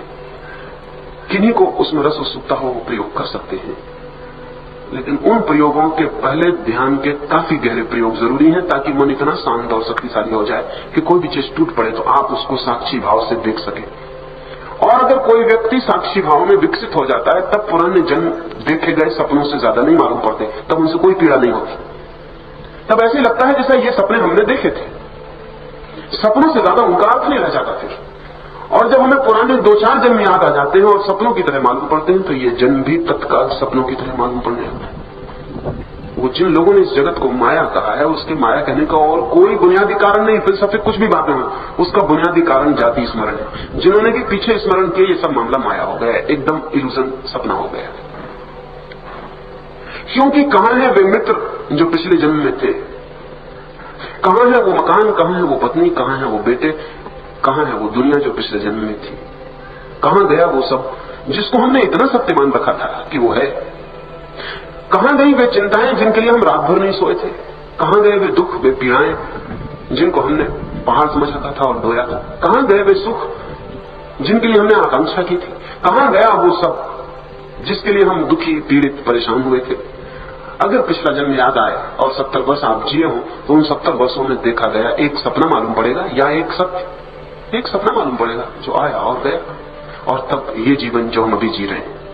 मैंने सुना है एक सम्राट अपने बेटे के पास बैठा है, उसका बेटा मरने के करीब है और एक ही बेटा है, और 8 रात हो गई है और वो न तो बचाया जा सक रहा है, न मृत्यु आ रही है, बहुत मुश्किल हो गई है। अब तो ये भी सोचने लगा है कि इतनी पीड़ा से वो मरी जाए।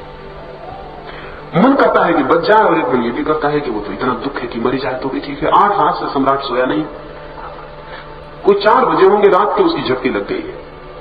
झपकी लगी वो सपने में चला,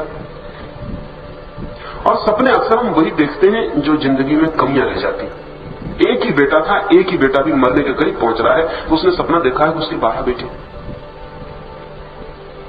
और बड़े सुंदर है, उनकी स्वर्ण जैसी काया है, बड़े बड़े महल हैं, बड़ा साम्राज्य, सारी पृथ्वी का वो मालिक है, और बड़े आनंद में। और वो ये सपना देख ही रहा, क्योंकि सपना देखने में बहुत देर नहीं लगती। सपने का टाइमिंग जो है वो हमारे जिंदगी के समय की धारा से भिन्न होता है। तो आप एक क्षण में वर्षों का सपना देख सकते हैं, एक क्षण झपकी लगे इतना बड़ा सपना देख सकते हैं जो वर्षों पर फैल जाए, और जाग के आपको मुश्किल मालूम पड़े कि इतने एक क्षण में वर्षों लंबा सपना कैसे देखा।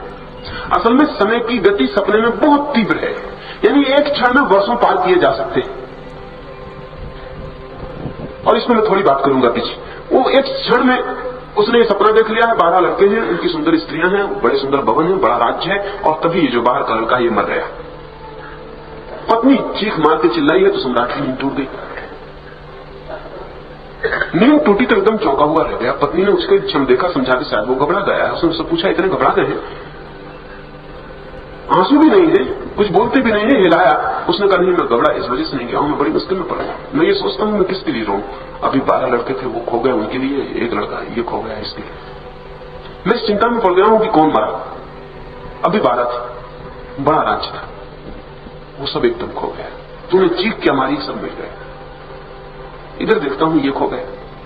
और मजा यह है कि जब मैं उन 12 लड़कों के बीच में था तो इस लड़के का मुझे कोई पता न रहा, ये था ही नहीं तब। ये खो गया था, तू खो गई थी, ये महल खो गया। अब ये महल है, तू है, ये लड़का है, लेकिन वो महल खो गया, वो लड़के खो गए। कौन सच था मैं ये सोचता हूं, और मैं बड़ी मुश्किल में पड़ गया हूं। अगर एक बार याद आ जाए पिछले जन्मों का स्मरण, तो आप बड़ी मुश्किल में पड़ जाएंगे कि जो अभी देख रहे हैं वो सच है क्या, क्योंकि ऐसा तो बहुत बार देखा और सब बेसच हो गया, सब मिट गया, सब खो गया। तो एक सवाल उठ जाएगा कि जो हम देख रहे हैं वो भी उतना ही सच है जितना वो था। वो भी एक सपने की तरह दौड़ जाएगा और मिट जाएगा, और जैसे सब सपने अंत पर पहुंच गए ऐसे ही ये सपना भी अंत पर पहुंच जाएगा। लेकिन हम तो फिल्म में बैठते हैं, देखते हैं, तो फिल्म भी सच मालूम होने लगती है। जब पर्दा उठता है, अंधेरा मिट जाता है, सब हाल के बाहर जाने लगते हैं, तब भी 2-4-10 क्षण लग जाते हैं वापस लौटने में। आंख मिलते मिलते हाल के बाहर आते फिल्म के, तब जरा होश आता है कि वो सिर्फ एक सपना था, एक नाटक था जो देखा। लेकिन वहां रो भी लिए थे, हंस भी लिए थे, आंसू भी पहुंच लिए थे।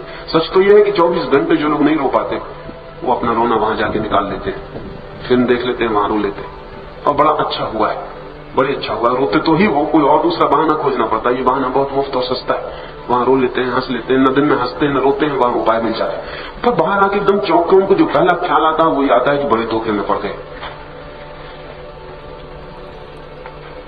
लेकिन रोज रोज कोई ऐसा सिनेमा देखता है तो फिर धीरे धीरे धोखा साफ होने लगता है। लेकिन अगर पिछले सिनेमा की स्मृति भूल जाती है बार बार, जब फिर दोबारा देखने जाते हैं तब फिर वो सच मालूम होने लगता है।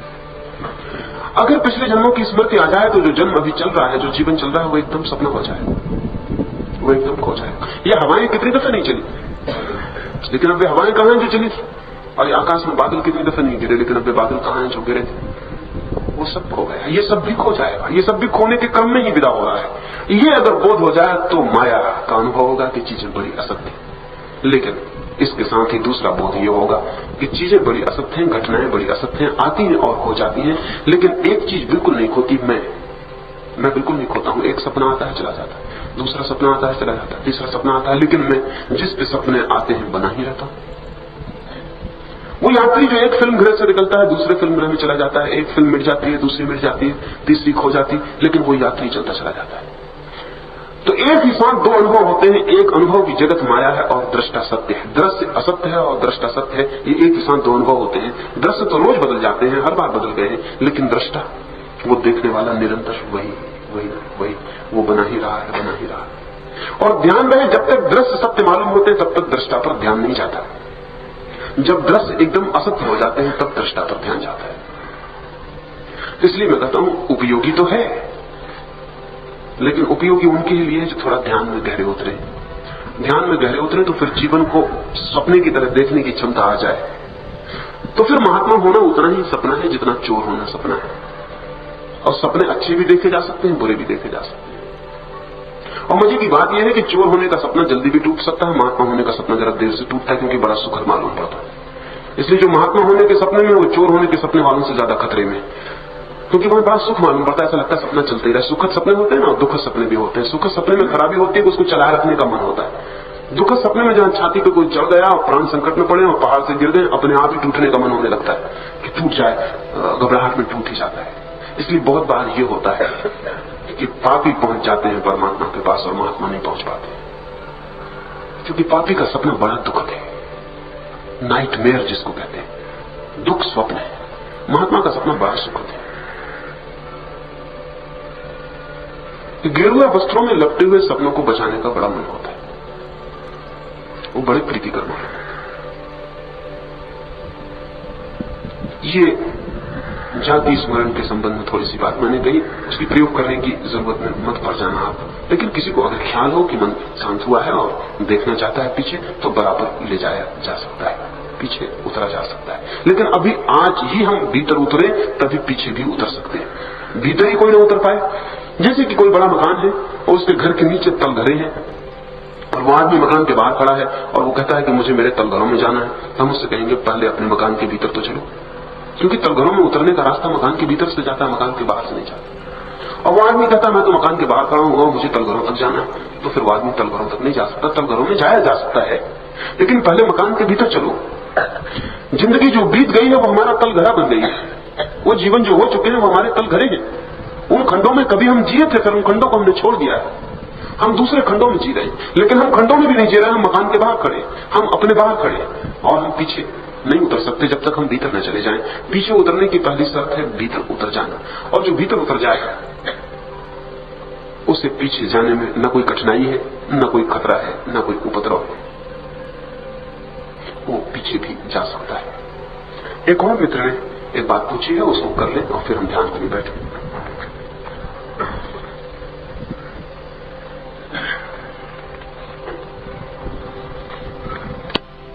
योगी हैं और वो कहते हैं कि वो अगले जन्म में चिड़िया थे। तो क्या आदमी पशु भी हो सकता है? कोई कठिनाई नहीं है। आदमी कभी पशु हो सकता है, लेकिन दोबारा पशु नहीं हो सकता है। पीछे लौटना नहीं होता है, पीछे लौटना असंभव है। तो ये तो हो सकता है कि पीछे की योनियों से आगे आना हो, लेकिन ये नहीं हो सकता कि आगे की योनियों से पीछे लौटना हो जाए। इस जगत में पीछे लौटना होता ही नहीं, पीछे लौटने का उपाय ही नहीं। अब दो ही उपाय हैं, या तो आगे बढ़े या जहां है वहीं रुके रह जाएं, पीछे नहीं लौट सकते। जैसा कि एक स्कूल में एक बच्चा पहली कक्षा में पढ़ता हो, वो उत्तीर्ण हो जाए तो दूसरी कक्षा में चला जाए, और अनुत्तीर्ण हो जाए तो पहली कक्षा में ही रह जाए, लेकिन पहली कक्षा से निकालने का कोई उपाय नहीं। या दूसरी कक्षा में कोई असफल हो जाए तो उसे पहली कक्षा में उतारने का भी कोई उपाय नहीं। तो जिस योनि पर हम होते हैं, हम या तो उसमें ही टिक सकते हैं बहुत लंबे समय तक, या हम आगे जा सकते हैं, लेकिन पीछे नहीं लौट सकते। तो इसकी कोई कठिनाई नहीं है कि कोई पीछे दूसरी योनियों में रहा हो, रहा ही है। कितने जन्मों पीछे रहा है ये दूसरी बात है,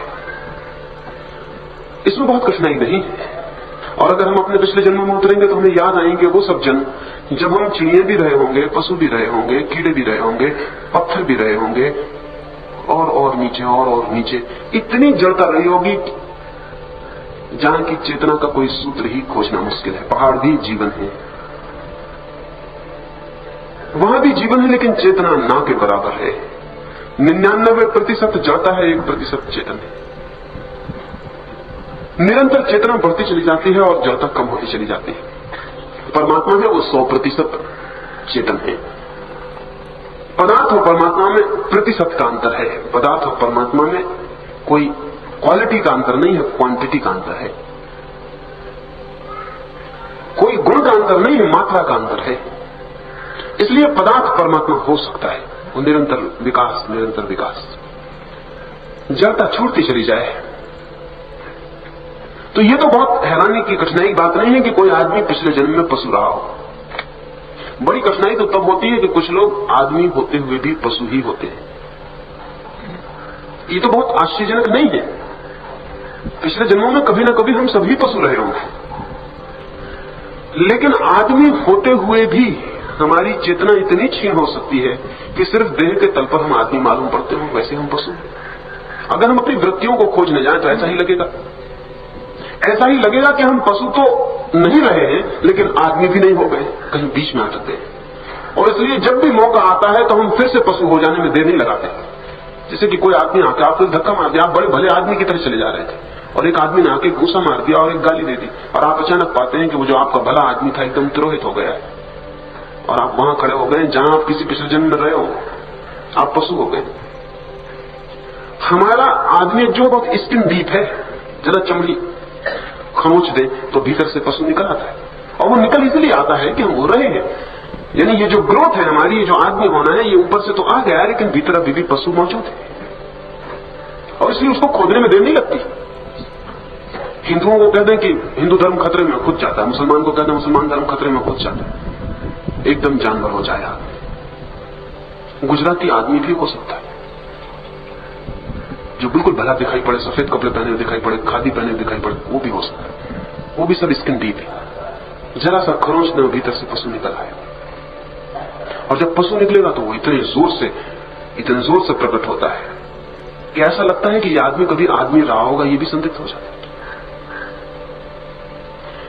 ये जो हमारी स्थिति है उसमें हमारा वो सब मौजूद है जो हम कभी रहे। हाँ, उसकी परतें हैं भीतर, और अगर जरा खोदा जाए तो हम सब भीतर की परतों पे पहुंच सकते हैं। हम पत्थर की परत पर भी पहुंच जा सकते हैं, वो भी हमारी परत है। किसी बहुत गहरे अंतःकरण में हम अब भी पत्थर हैं, और इसलिए अगर वहां तक हमें खरोंचा जाए तो हम पत्थर की तरह भी व्यवहार करते हैं, कर सकते हैं, पशु की तरह भी व्यवहार करते हैं, कर सकते हैं। और आगे की हमारी सिर्फ संभावनाएं हैं, वो हमारी परतें नहीं है। इसलिए कभी कभी छलांग ला के छूते हैं, लेकिन फिर जमीन पर वापस लौट आते हैं, वो हमारी संभावना है। देवता भी हम हो सकते हैं, लेकिन हम कभी रहे नहीं। परमात्मा हम कभी हो सकते हैं, लेकिन जो हम रहे वो हमारी स्थिति। तो ये दो बातें हैं। अगर हमें खोदा जाए थोड़ा तो हमारे भीतर की स्थितियां मिल जाएंगी, और अगर हमें और आगे खींचा जाए तो हमारी आगे की स्थितियों का अनुभव होता है। लेकिन जैसे कोई आदमी जमीन से छलांग लगाए तो 1 सेकंड को जमीन के बाहर हो जाता है, आकाश में हो जाता है, लेकिन फिर क्षण भर बाद जमीन पर खड़ा हो जाता है। ऐसे ही हम छलांग लगा लगा के आदमी होते रहते हैं, कभी कभी आदमी होते हैं, बाद में हम पीछे खड़े हो जाते हैं। अगर हम बहुत गौर देखेंगे तो 24 घंटे में कभी कभी किसी क्षण में हम ठीक आदमी होते हैं। हम सब जानते भी हैं, भीख मंगे आपने देखा होंगे सुबह भीख मांगने आते, शाम नहीं आते, क्योंकि शाम तक आदमी होने की संभावना कम हो जाती। सुबह सुबह ताजा आदमी उठता है, रात भर का विश्राम किया हुआ, न कोई झगड़ा, न कोई कलह, न गाली, न गलौच, न धन, न उपद्रव, न राजनीति, न हिंदू, न मुसलमान। सुबह उठता है, ताजा ताजा होता है, भिखारी सामने आ जाता तो आशा होती है कि वो थोड़ी आदमियत का व्यवहार करेगा, लेकिन सांझ आशा नहीं होती। इसलिए सांझ भिखारी नहीं आता, वो जानता है कि सांझ दिन भर की खरोच ने आदमी को भीतर की परतों को जगा दिया होगा। दफ्तर ने, दुकान ने, बाजार ने, दंगा फसाद ने, अखबार ने, नेताओं ने गड़बड़ कर दिया होगा। वो भीतर का जो परतें हैं वो जगे होंगी। सांझ को कोई भिखमंगा नहीं मांगने आता, क्योंकि सांझ को आदमी थक गया होता है, जानवर हो गया होता है। इसलिए रात को जो क्लब पैदा होते हैं उनमें जानवरियत दिखाई पड़ती है। उसका और कोई कारण नहीं। रात के क्लब, नाइट क्लब्स जो है वो पशुओं की प्रवृत्तियों के हो जाते हैं। वो दिन भर का थका हुआ आदमी से थक जाता है। वो कहता हमें पशु चाहिए, शराब चाहिए, जुआ चाहिए, नाच चाहिए, नंगापन चाहिए, हो हल्लड़ चाहिए। तो रात के जो क्लब हैं वो आदमी की पशुता के इर्द गिर्द निर्मित होते हैं। इसलिए प्रार्थना करनी हो तो सुबह ही अच्छा है। सांझ जरा शक है कि प्रार्थना संभव हो पाए, इसलिए मंदिर सुबह घंटियां बजा देते हैं। रात को क्लबों के द्वार खुल जाते हैं, जुआघर खुल जाते हैं, शराब खाने खुल जाते हैं। वैश्या सुबह सुबह नहीं आमंत्रण दे पाती, रात ही आमंत्रण दे सकती। दिन भर का थका हुआ आदमी जानवर हो जाता है। इसलिए रात के अलग धंधे हैं, सुबह की अलग दुनिया है। तो चर्च सुबह, मस्जिद सुबह अजान दे देती है, मंदिर सुबह घंटी बजा देता है। थोड़ी सी आशा है कि सुबह का जागा हुआ आदमी शायद परमात्मा की तरफ थोड़ी आंख उठा ले। सांझ को थके हुए आदमी से कम आशा रह जाती है, और इसलिए बच्चों से ज्यादा आशा होती है तो परमात्मा की तरफ झुक जाए। बूढ़ों से कम आशा हो जाती है। वो सांझ है जिंदगी की, वो जिंदगी भर ने उनका सब उभार दिया होगा, सब उभार दिया होगा। इसलिए जितनी जल्दी हो सके, जितनी सुबह हो सके, उतनी जल्दी यात्रा पर निकल जाना चाहिए। सांझ आ ही जाएगी। इसके पहले कि सांझ आए अगर हम सुबह यात्रा पर निकल गए हों तो ये भी हो सकता है सांझ भी हमें मंदिर में पाए। तो वो मित्र ठीक पूछते हैं, ये संभव है कि कोई आदमी पशु रहा हो, पक्षी रहा हो। ध्यान ये रखना चाहिए कि अब भी तो पशु और पक्षी नहीं है, उसका स्मरण रखना चाहिए। कुछ एक दो प्रश्न और हैं, वो रात या कल सुबह बात कर लेंगे। अब सुबह के ध्यान के लिए हम बैठे तो 3 बातें समझ लें। एक तो पूरी तरह छोड़ देना है अपने को। अगर हमने थोड़ा भी अपने को पकड़ रखा है तो वो पकड़ ही ध्यान में बाधा बन जाती है। और इस भांति छोड़ देना है जैसे हम मर ही रहे हो, मर ही गए हो, इस भांति छोड़ देना है। मृत्यु को स्वीकार ही कर लेना है कि आ गई मौत, सब मर गया और हम पीछे डूबते चले जा रहे हैं। अब तो वही बचेगा जो बच ही जाएगा, बाकी हम सभी छोड़ देंगे जो मर सकता है। इसलिए मैंने कहा कि मृत्यु का ही प्रयोग है। इसलिए उस प्रयोग के 3 हिस्से हैं। पहला शरीर की शिथिलता, दूसरा श्वास की शिथिलता और फिर तीसरा विचार की शिथिलता। तीनों को छोड़ते चले जाना है। तो थोड़ा थोड़ा फासले पे बैठ जाएं, और कोई हो सकता है गिर जाए तो इसलिए थोड़ा फासला कर लें। कुछ पीछे हट जाएं, कुछ आगे हटाएं।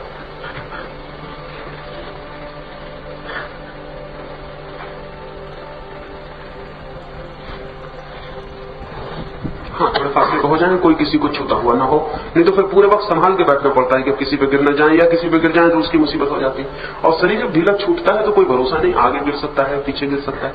जब तक आप संभाले हुए हैं तभी तक भरोसा है। जब आप संभालना छोड़ देते हैं तो शरीर गिर ही जाएगा। आपकी जब पकड़ छूटेगी भीतर से तो शरीर को कौन संभालेगा? वो गिर ही सकता है। और अगर उसको संभालने के लिए समय लगाना पड़ा, शक्ति लगानी पड़ी, तो वही अटक जाएंगे, पीछे नहीं जा सकेंगे। इसलिए जब शरीर गिरता हो तो उसको सौभाग्य समझना, उसे एकदम छोड़ देना, उसे रोकना मत, क्योंकि उसे रोकने पर वही रुकना हो जाएगा, उससे फिर भीतर जाना नहीं होगा। और अगर कोई आपके ऊपर भी गिर जाए तो परेशान मत होना। गिर गया तो गिर गया, थोड़ी देर आपकी गोदी में उसका सिर पड़ा रहेगा तो कुछ परेशानी की बात नहीं, उसे पड़े रहने देना। पहली बात, आंख बंद कर ले, आंख आहिस्ता से बंद कर ले।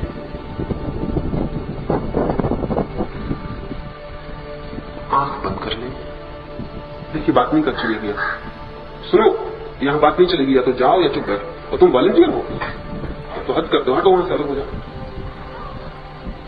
आंख बंद कर ले, शरीर को ढीला छोड़े। शरीर को बिल्कुल ढीला छोड़ दें, जैसे उसमें कोई प्राण ही नहीं। अपनी सारी शक्ति भीतर ले जाएं, शरीर के तल से अपनी सारी शक्ति भीतर ले जाएं। सबके भीतर जा रही है, शरीर शिथिल होता जाएगा। और मैं सुझाव देता हूं, शरीर शिथिल हो रहा है ऐसा अनुभव करें, और जैसे जैसे अनुभव करेंगे शरीर शिथिल होगा, शिथिल होगा, शिथिल होगा, तो बिल्कुल लाश की तरह पड़ा रह जाएगा, गिर जाए, रुक जाए, जो हो आप छोड़ दें। शरीर शिथिल हो रहा है, अनुभव करें, अनुभव करें, शरीर शिथिल हो रहा है, शरीर शिथिल हो रहा है, शरीर शिथिल हो रहा है। छोड़ दें, बिल्कुल भीतर हट जाएं। जैसे कोई व्यक्ति अपने घर के भीतर चला जाए, ऐसे अपने भीतर हट जाएं, हटें, सरकें, भीतर हट जाएं। शरीर शिथिल हो रहा है, शरीर शिथिल हो रहा है, शरीर शिथिल हो रहा है, शरीर शिथिल हो रहा है, शरीर शिथिल हो रहा है। छोड़ दें, बिल्कुल छोड़ दें, निर्जीव, जैसे कोई प्राण न रह गए। शरीर शिथिल हो गया है, शरीर शिथिल हो गया है, शरीर शिथिल हो गया है, शरीर शिथिल हो गया है, शरीर शिथिल हो गया, शरीर शिथिल हो गया, शरीर शिथिल हो गया, शरीर बिल्कुल शिथिल हो गया है। मैं मान लूं आपने छोड़ दिया, सारी पकड़ छोड़ दी, फिर गिरता हो गिर जाए, आगे झुके झुक जाए, जो होना हो आप छोड़ दें। आपकी कहीं पकड़ न रह जाए, भीतर देख लें कि मेरी कोई पकड़ शरीर पर नहीं है, अब मैं पकड़े हुए नहीं हूं, मैंने छोड़ दिया। शरीर शिथिल हो गया, शरीर शिथिल हो गया, श्वास शांत हो रही है, अनुभव करें, श्वास शांत हो रही है, श्वास शांत हो रही है, श्वास शांत हो रही है, श्वास शांत हो रही है, श्वास शांत होती जा रही है, श्वास शांत हो रही है। बिल्कुल छोड़ दें, श्वास को भी छोड़ दें, अपनी पकड़ ही छोड़ दें। श्वास शांत हो रही है, श्वास शांत हो रही है, श्वास शांत हो रही है, श्वास शांत हो रही है, श्वास शांत हो रही है, श्वास शांत होती जा रही है, श्वास शांत हो रही है, श्वास भी शांत हो रही है, श्वास शांत हो रही है, श्वास शांत हो रही है, विचार भी शांत होते जा रहे हैं। अनुभव करें, विचार शांत हो रहे हैं, विचार शांत हो रहे हैं, विचार शांत हो रहे हैं, विचार शांत हो रहे हैं, विचार शांत हो रहे हैं, विचार शांत होते जा रहे हैं। छोड़ दें, शरीर छोड़ दिया, श्वास छोड़ दी, विचार भी छोड़ दें, हट जाएं, बिल्कुल भीतर हट जाएं, विचार से भी पीछे हट जाएं। सब शांत हो गया, सब शांत हो गया, जैसे मर ही गए, बाहर सब मर गया, सब मर गया, सब मर गया, बिल्कुल सब शांत हो गया। भीतर सिर्फ चेतना रह गई, एक दिया जलता रह गया चेतना का, बाकी सब मर गया। छोड़ दें, छोड़ दें, बिल्कुल छोड़ दें, जैसे है ही नहीं, बिल्कुल छोड़ दें। शरीर जैसे मर गया, शरीर है ही नहीं, श्वास गई, विचार गए, मृत्यु जैसे आ गई, और हट जाएं, बिल्कुल भीतर हट जाएं। छोड़ दें, सब छोड़ दें, बिल्कुल छोड़ दें, कोई पकड़ न रखें, मर ही गए। अनुभव करें जैसे सब मर गया, सब मर गया, सिर्फ भीतर एक ज्योति जगी रह गई और सब मर गया, सब मिट गया, सब मिट गया। 10 मिनट के लिए शून्य में खो जाएं, साक्षी बने रहें, इस मृत्यु को देखते रहें। सब चारों तरफ मिट गया, शरीर भी छूट गया है, दूर दूर रह गया, हम हट गए। अब देखते रहें, दृष्टा बने रहें, 10 मिनट के लिए सिर्फ भीतर देखते रहें।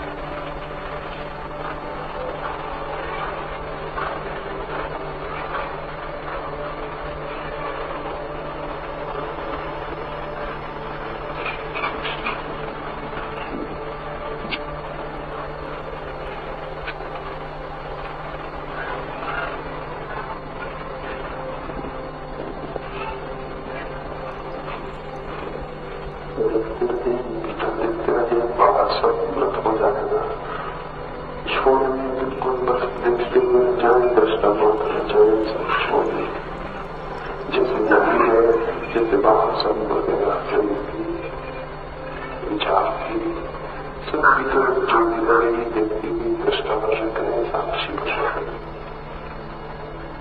छोड़े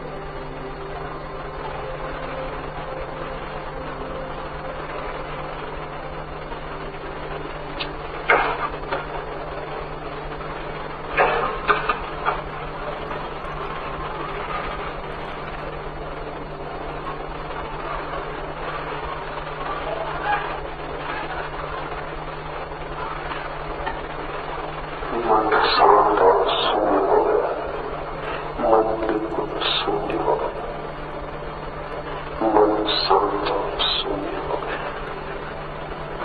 मन शांत और शून्य हो गया, मन बिल्कुल शून्य हो गया। थोड़ी सी भी पकड़ रखी हो तो उसे छोड़ दें, बिल्कुल छोड़ दें, मिट जाए जैसे है कि नहीं,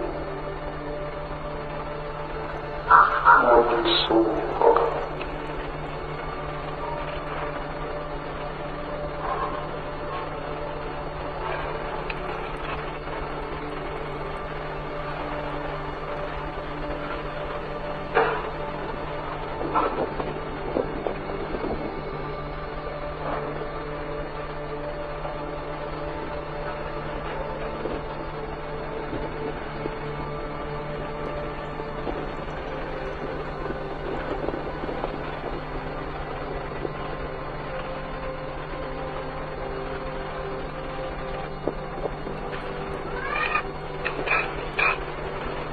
शांत और शून्य हो गया, मन बिल्कुल शून्य हो गया। भीतर देखें, भीतर होश से देखें, सब शांत है, शरीर दूर रह गया, मन दूर रह गया, सिर्फ जो भी जलती रह गई है, चेतना का एक घेर रह गया है, प्रकाश रह गया है।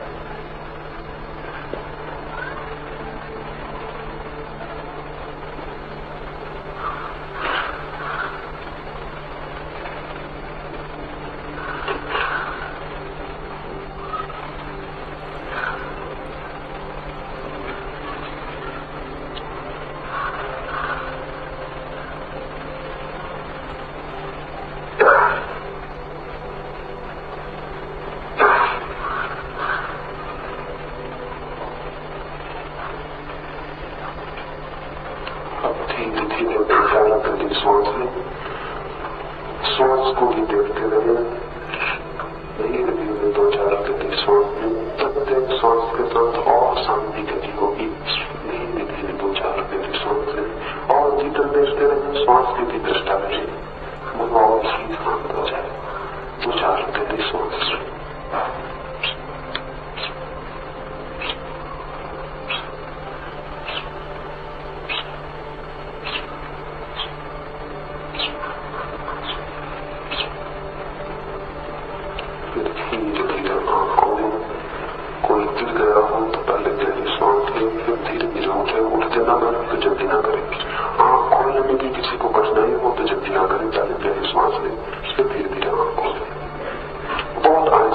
से कुछ भी न करें, न तो उठे न आंख खोलें, धीरे धीरे